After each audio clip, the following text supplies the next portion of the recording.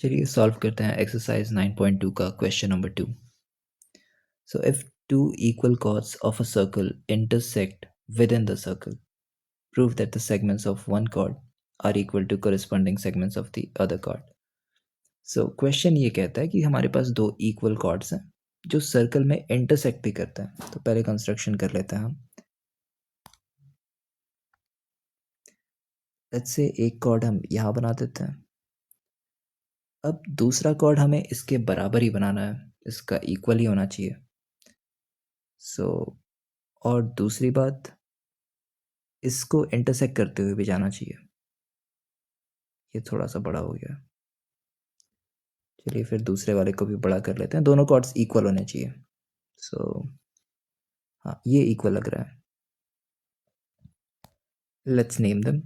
Let's say इसको हम A B कह देते हैं और इसको हम सी डी कह देते हैं। और जिस पॉइंट पे ये इंटरसेक्ट कर रहे हैं उसको भी कुछ नाम दे देते हैं पी। इस सर्कल के सेंटर को भी कुछ नाम दे देते हैं। लेट्स से इसको कह देते हैं हम ओ। All right. अब इंटरेस्टिंग करना क्या है हमें? सो हमें ये प्रूव करना है कि prove that the segments of one chord are equal to corresponding segments of the other chord. Now segment क्या होता है? जब भी कोई दो लाइन इंटरसेक्ट करती है एक दूसरे को, जैसे ये एक लाइन हो गई और ये एक लाइन हो गई, तो दो सेगमेंट्स में बढ़ जाती है। ये रहा पहला सेगमेंट, ये रहा दूसरा सेगमेंट। दूसरी लाइन भी दो सेगमेंट्स में बढ़ जाती है। ये रहा पहला सेगमेंट, ये रहा दूसरा सेगमेंट। तो हमें इधर यही प्रूव करना है कि जो सेगमेंट्स हैं, इसका इसका पहला सेगमेंट दोनों बराबर है और इसका इसका दूसरा सेगमेंट दोनों लाइंस के बराबर है। सो इस केस में हमें ये प्रूव करना होगा कि ये सेगमेंट और ये सेगमेंट यानी कि पी बी और पी डी बराबर है और पी सी और पी ए बराबर है। तो पहले तो ये लिख लेते हैं क्या प्रूव करना है। टू प्रूव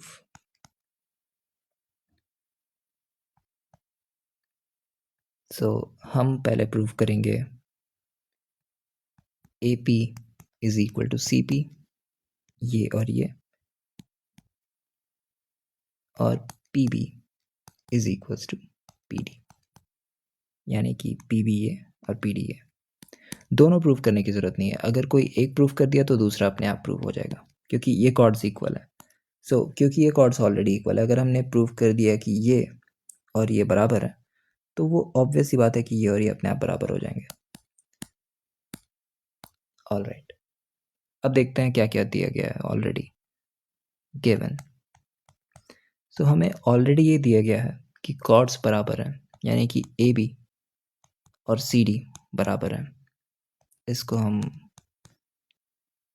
1 मान लेते हैं। दूसरा ये दिया गया है कि दूसरा अभी कुछ भी नहीं दिया गया है actually. Let's do the construction now. तो ओ से सबसे पहले यहाँ पे क्या कंस्ट्रक्शन कर सकते हैं। पिछले भी क्वेश्चन में मैंने आपको बताया था, एक कॉर्ड की जो सबसे इंपॉर्टेंट पॉइंट होती है वो होती है उसकी middle point.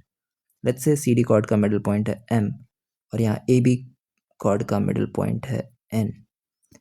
Middle point important इसलिए होती है क्योंकि अगर आप सेंटर से किसी कॉर्ड पे जब आप परपेंडिकुलर ड्रॉप करते हो तो वो मिडिल पॉइंट पर ही जाकर गिरती है। तो अगर हम यहाँ पे परपेंडिकुलर ओ से कॉर्ड सी डी पर बनाए तो वो एम पर ही आकर गिरेगी। तो ये सी डी को दो हिस्सों में काटेगी, यानी कि एम जो है बाइसेक्ट करेगा सी डी को, और परपेंडिकुलर भी होगी, यानी कि ये 90 डिग्री तो होगा ही होगा। सिमिलरली ओ से हम कॉर्ड ए बी पे एक लाइन गिराते हैं।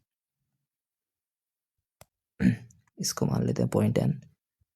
तो ये परपेंडिकुलर भी होगा और ये एन ए बी को दो बराबर हिस्सों में भी बांटेगी। ठीक है, तो ये दिया गया A B is equal to C D दिया है, बट हम ये मान के चल सकते हैं कि क्योंकि ए बी और सी डी बराबर है तो एन बी और एम डी भी बराबर ही हो जाएंगे, क्योंकि हाफ हाफ आधे आधे हिस्से हैं वो।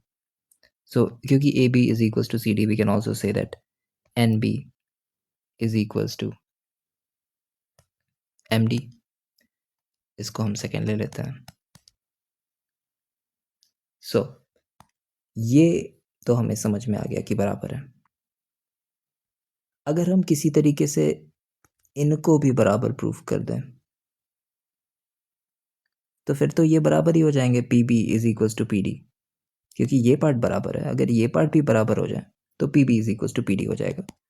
तो हम कोशिश करेंगे इन दोनों को बराबर प्रूफ करने की, और इन दोनों को बराबर प्रूफ करने के लिए आप ध्यान से देखो, अगर ये दोनों साइड किसी ट्रायंगल में आ जाए, किन्हीं दो अलग अलग ट्रायंगल्स में आ जाए, तो ये काफ़ी इजीली प्रूव हो जाएगा।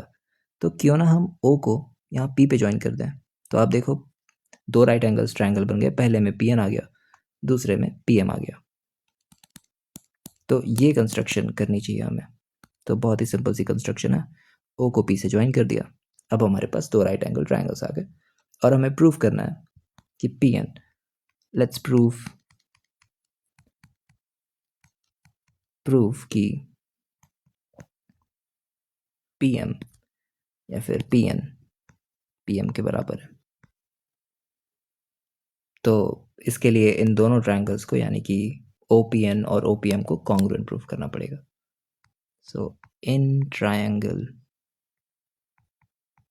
ओ P N and triangle O P M, सबसे पहली चीज ओ पी कॉमन है, तो O P is equal to O P common.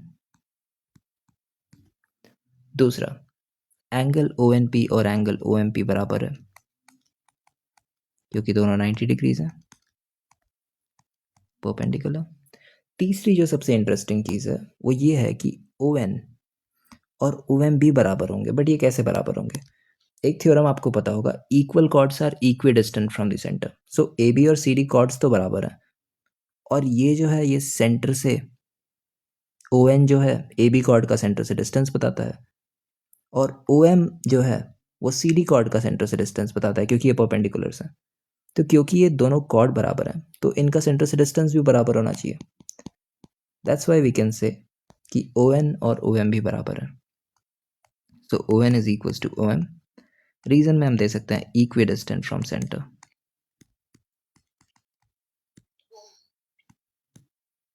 equidistant from center.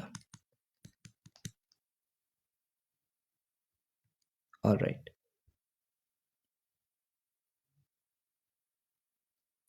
So इसके बाद हम क्या करेंगे? इसके बाद सीधा सीधा कॉन्ग्रुएंसी से हमारा प्रूव हो गया। पहले तो कॉन्ग्रुएंट बता देते हैं इनको। OPN is congruent to OPM। कैसे प्रूव किया हमने? हमने इनको बराबर ले लिया, इनको बराबर ले लिया, और एक राइट एंगल ट्रायंगल ले लिया, एक राइट एंगल ले लिया। सो RHS से ये बराबर है, और क्योंकि ये दोनों ट्रायंगल्स कॉन्ग्रुएंट हैं, तो अब हम कह सकते हैं कि PN is equal to PM। इसको हम थर्ड इक्वेशन ले लेते हैं। अब आप देखो, PN PM के बराबर है, और दूसरे में हमने देखा था कि MN भी MD के बराबर है, यानी कि ये इसके बराबर है और ये इसके बराबर है। तो फिर PB और PD तो बराबर ही हो गया। तो यहाँ लिख देते हैं, from second and third we can say PB is equal to PD। और क्योंकि PB और PD बराबर हो गया, तो ये पार्ट और ये पार्ट भी बराबर हो जाएंगे, बिकॉज पूरा का पूरा कॉर्ड तो बराबर ही है। So also